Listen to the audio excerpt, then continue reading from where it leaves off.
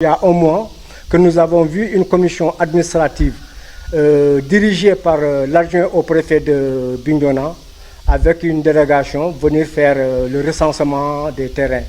Nous avons été surpris parce qu'on s'attendait à ce que ça soit un travail administratif. Mais malheureusement, c'est le président du comité de lutte pour l'exploitation du zircon qui est à Kabadio, qui avait dirigé les travaux, donc qui distribuait les terrains entre certaines personnes de Kabadio. Et nous, on a été laissés en rade. Ce que nous avons déploré à l'époque, c'est que quand ils sont venus, ils ne sont pas allés voir le chef de village, ils sont montés directement sur la dune, faire du forcing, quoi. On l'a déploré, on l'a souligné, mais malgré tout ça, ils ont continué les travaux. Seulement hier, ce qui s'est passé, c'est la même chose. C'est encore une délégation administrative accompagnée par des gendarmes. Ils sont venus sur la dune pour faire maintenant le bornage. Et au moment où je vous parle, la population au niveau d'ici, personne ne peut te dire s'il y a une étude d'impact environnemental. On ne l'a pas vu, on ne nous l'a jamais donné. Le certificat de conformité, on ne l'a pas vu. On ne comprend pas pourquoi l'administration s'entête à venir exploiter. Nous avons interpellé M. le maire, nous avons interpellé M. le sous-préfet, mais jusqu'à présent, à leur niveau, il n'y a pas eu de réaction. Je pense que nous sommes dans un pays démocratique, nous sommes dans une république.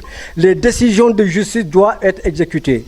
Si l'Assemblée vote des lois, si l'État, dans l'exécution de ces lois, il y a des manquements, si la Cour suprême décide d'annuler un permis, je pense que l'administration doit se conformer à cette décision.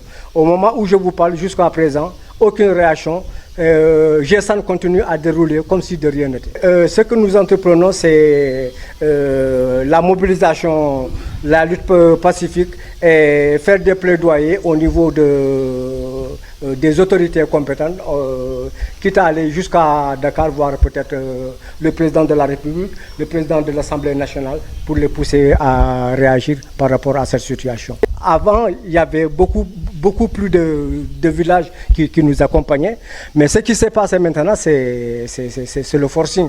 Je pense que nous avons opté pour une lutte pacifique, ne pas défier l'administration, parce que hier, par exemple, on pouvait utiliser la violence et tout ça. C'est pas ce que nous voulons. Ce que nous voulons, c'est une démarche pacifique, aller vers les autorités, les pousser maintenant à respecter la volonté de la population, mais aussi les pousser à respecter l'arrêt de la Cour suprême qui a interdit cette exploitation du zircon. Si l'État a la volonté, si l'État veut exploiter réellement le zircon, mais l'État n'a qu'à venir discuter avec la population de Niafran. C'est là où se trouve le zircon. Et là, on pourra revoir notre position. Mais au moment où je vous parle, c'est les autres villages qui dictent, qui font le dictat. C'est Kabadio qui décide de tout ça. Ça, on ne peut pas l'accepter. Qui viennent discuter avec la population de Niafran. Si l'État décide d'exploiter réellement, mais nous sommes ouverts au dialogue.